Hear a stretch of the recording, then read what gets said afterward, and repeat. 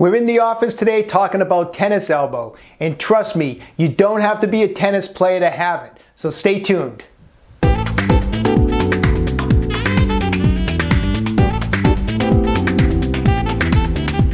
I'm Dr. Joe DeMarco, chiropractor and owner of OcraMed Health. We're back in my office today. We're talking about one of the most common injuries that I treat in my office day after day, tennis elbow, or what's technically known as lateral epicondylitis. So, you don't have to be a tennis player to be suffering with lateral epicondylitis. I've treated many different athletes in my office for this type of an injury. In particular, it's a common injury among weightlifters. I've had it many times throughout my weightlifting career.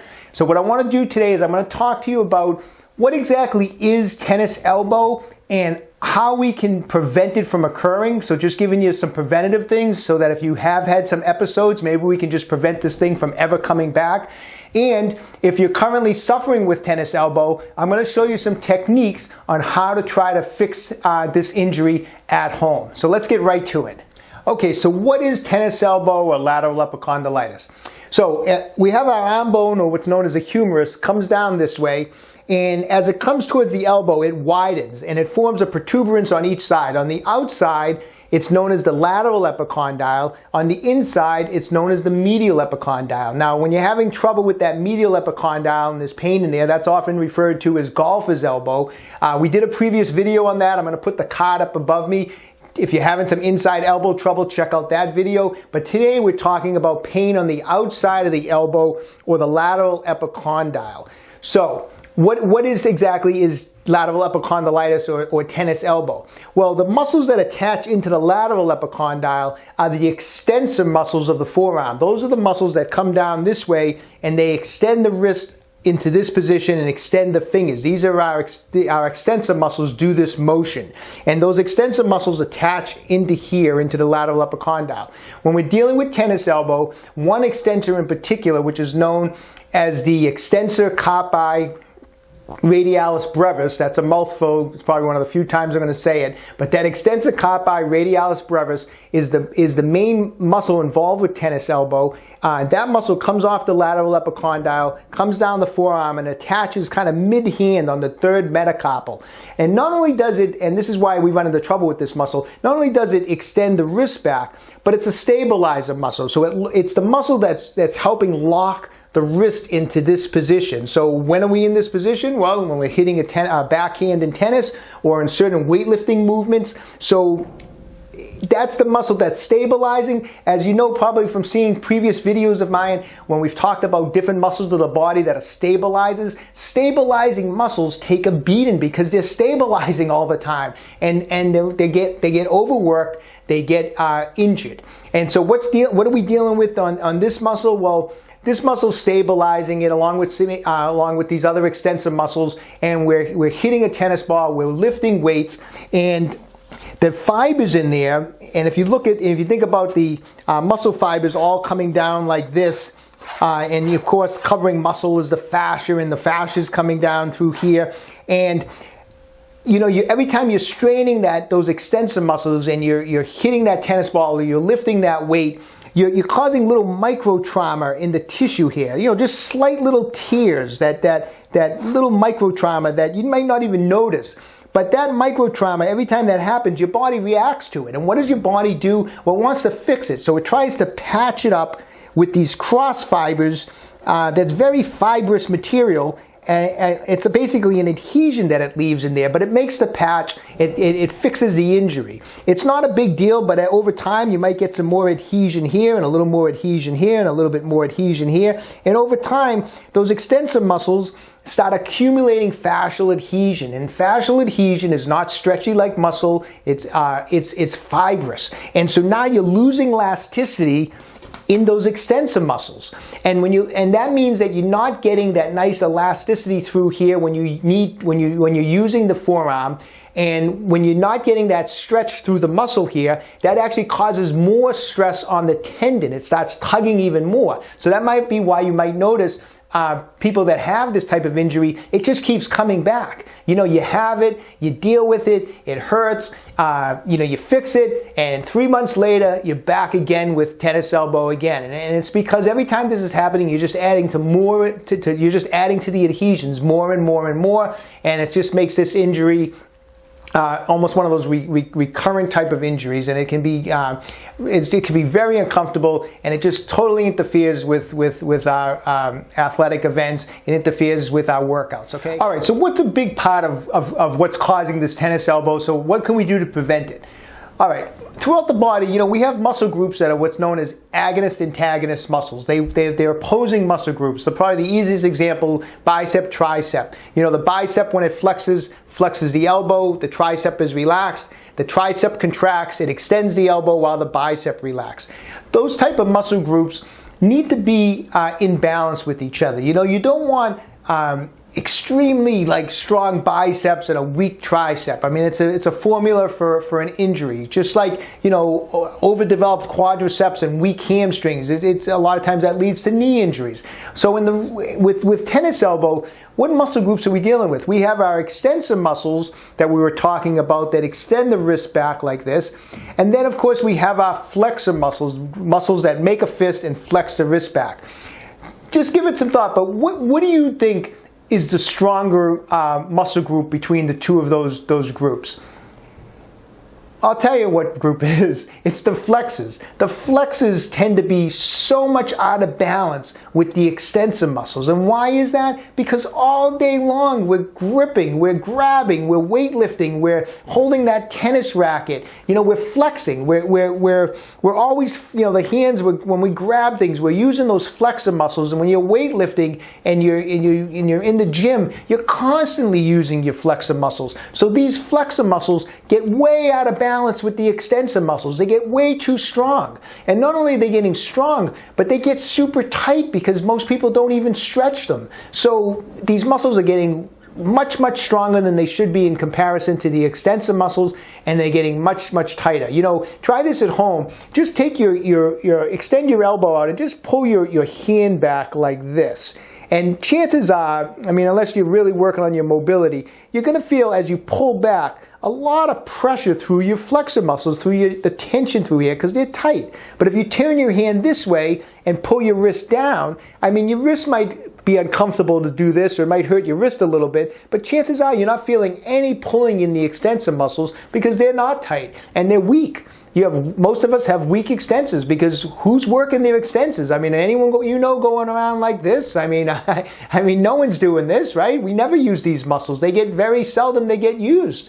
So if you're not using them, they get weak. We're using the flexors all the time. They get strong. Muscles are out of balance. Lateral epicondylitis. So what do we need to do? We got to work on. And I want you to be doing this every day if you're dealing with this type of a situation or you're susceptible to tennis elbow. We're going to start stretching those flexor muscles every day, and we're going to start strengthening those extensor muscles every day. So flexor muscles, you know, I like to do it this way. I do this myself every day. Either get on the floor, you know, I'm using a stool just to show you here, but I like to get on the floor, and I'll have my arms straight, my palms facing like this way, and I'll just put my weight onto them and lean back.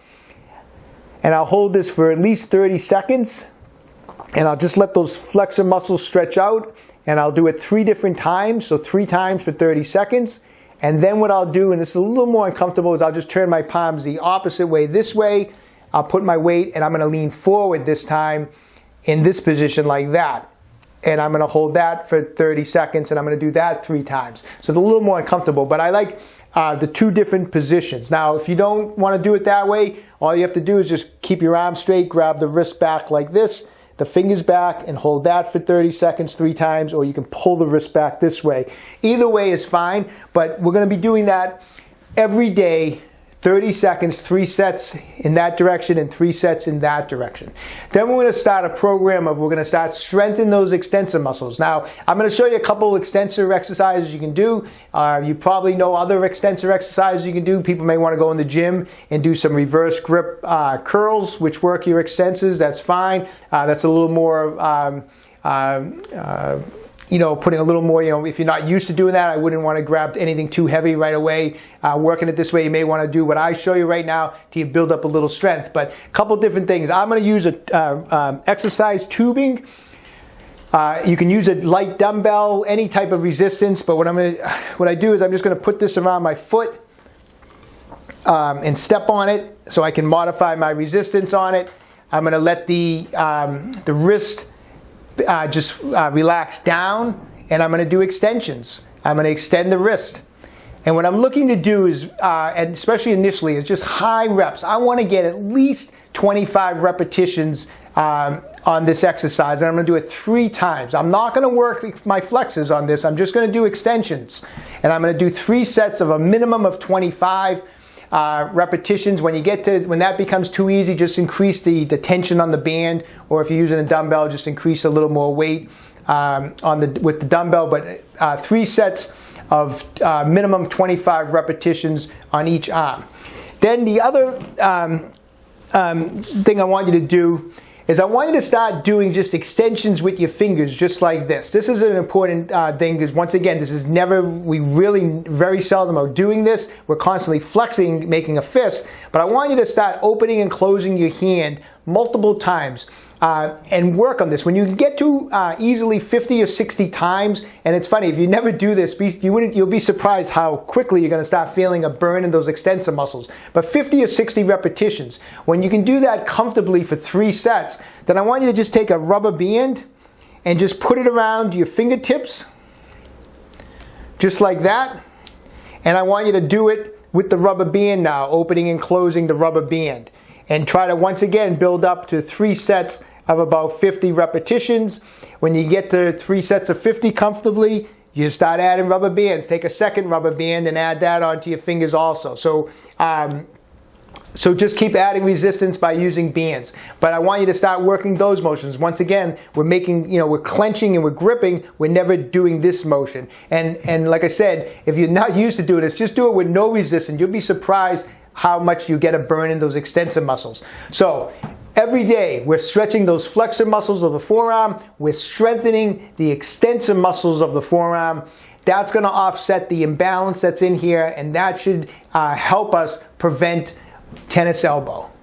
All right, so if you're currently dealing with a case of some tennis elbow, let's go over some fascia release techniques to help break up some of that fascial adhesion in these extensor muscles that we talked about earlier. First off, it does help when we're doing this type of work on the forearm to have some tools to use, such as like a massage ball, and I'm going to show you how to use this neck lax. You can use your knuckles, but just like trying to work out, it helps to have some equipment, some dumbbells, some bands, so it just makes it easier and you'll get more out of it. But I'll show you, you can use your knuckles on these techniques also. You just won't get into the tissue as deep as you will with some of these other devices. But anyways, it still should help. First off, I like to use some type of massage cream over the forearm muscles so that I can glide, whether you're using your knuckles or the ball. I want to be able to glide over it. I don't want anything oily. I don't want to be slipping off the tissue, so I'm not going to use anything oily or any oils. I just have some type of massage cream, something so I have some glide to it. So first off, we want to get some blood flow. These areas where we build up adhesions, where there's injuries, there's usually poor blood flow. So the first thing I like to do is get the blood flowing in there. So I'm going to take that Tai Chi ball and with all these like little spiky parts to it, I'm going to put pressure and I'm going to start down near my wrist. And I'm just going to kind of glide it up towards my lateral epicondyle. You can make some short strokes. You can make some nice long strokes. But let those prongs of that ball kind of dig through the tissue and put some firm pressure all the way up from the wrist, all the way up to the lateral epicondyle, and then back down. Come back down along the tissue. If as you're gliding it along, if you find like a little sore knot in there, kind of dig around on it for about 30 seconds or so and try to spend a little extra time on any particular knots that you find. But a few times going up, a few times going down, and then we're going to do some side-to-side type of work. And as we're going side-to-side, I'm slowly going to work my way up to that lateral epicondyle, and then I'll slowly work my way back down. And I'll do that a few times. So by the time I'm done, my forearm's going to probably be red. I'm going to have a lot of blood flow into the tissue. That's all good. Next, we're going to get in on some active motion where I'm going to try to like actually bring my wrist down as I kind of clamp on some of the tissue. So you can do it a couple different ways. If you don't have a ball, you can maybe try to use your thumb where I press into the extensor muscles with my wrist up like this. I press in and then I'm going to hold it and bring my wrist this way. Once again, I can use the ball. I can get the ball in there on the extensor muscles. I'm going to press firmly with my other hand into the tissue. I have my wrist like this, and then I'm going to bring it all the way down as far as I can to get a release on some of that adhesion. And I'll do it 3 or 4 times in every spot. Then I'll move the ball up slightly. And as I press down into the extensor muscles, I'm not just pressing down, I'm actually pulling up towards the elbow. So I'm pressing down and pulling up. And then I'm going to extend the wrist down like that. And I'll do it a few times and then move the ball, press down, pull towards the elbow, and then extend back in this direction again. So I'll do it in multiple spots all the way from the wrist all the way up to the elbow. And I like to do it both with my elbow bent, and then I'll do some where the elbow is actually straight. And I'm actually, once again, pressing the ball in and pulling up, and then bringing the wrist down like that. So I'll do the same technique that I just did, but I'll do it instead of with the elbow bent, and I'll do a whole nother series with the elbow straight. It gives hits some different fibers in there. Now, this neck lax tool, which is oftentimes used for tight neck muscles, oftentimes I use it for calves and forearms because it's a good way to get in there and actually clamp on the muscles. Now, these things rotate so it can fit different size forearms in there. You just pull out and rotate them. And what I'll do is I'll actually get in on those forearm muscles, and I'll let those heads of the neck lax pinch up on the extensor muscles, and I'll squeeze it shut with my other hand. And I'll start in this position, and then once again, I'll extend it down that way. And I'll do it several times, and I'll use this all the way along my forearm muscles. And it's another way to get a great release on those extensor muscles. Now, what I'll do too is, especially as it gets a little thinner down towards the wrist, I'll clamp it and then I'll just kind of twist the neck lax kind of in this position. So I pull the tissue. So not only am I on the tissue, but I'm kind of pulling the tissue towards my elbow, and then I'm stretching the wrist this way. So I'm trapping that tissue, pulling it this way, and then stretching the wrist this way. And I'll do it a few times, and after every few times I'll move it up, and then just like with the ball, I'll extend my arm and I'll do the same thing with it. But this is another great way to kind of like get in there, trap the tissue, and then stretch the tissue. So you're trapping and stretching. That basically helps kind of pull apart that fibrous tissue that's all the way up in there. So start with the actual massage of the extensor muscles, digging in back and forth, side to side type of work, and then that type of release work where you actually trap and stretch with the elbow bent and with the elbow straight. I want you to do that every day. Only day I want you to skip, if you do it really intensely and the next day you're sore along the muscles, then skip a day. But I want you to try to do this every day lightly. After you get done with doing it, ice it down for 20 minutes. Other things that you need to do now to help this get better is, 1, figure out what are the exercises that are aggravating it and skip them. So in other words, if you find every time you're doing lateral raises, it lights up that lateral epicondyle and it increases the inflammation, skip those lateral raises for a couple weeks. You know, you don't want to be going 1 step forward and 1 step back. There's other exercises you can do. So skip the exercises that you know directly aggravate your lateral epicondylitis.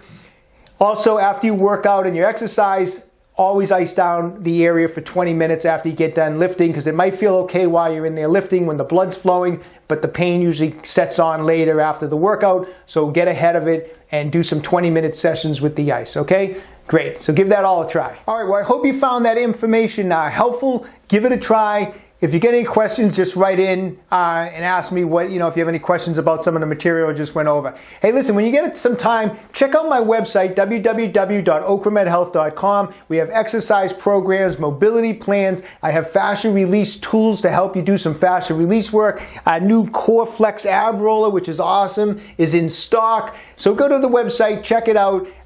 Maybe there's something there that might be of some help to you. All right, if you're enjoying these videos, please subscribe to my channel, OcraMed Health on YouTube. Questions about exercises or injuries, just leave a comment in the comments section below. I always get back to everyone who writes in. And don't forget, OcraMed Health is here to keep you fit forever.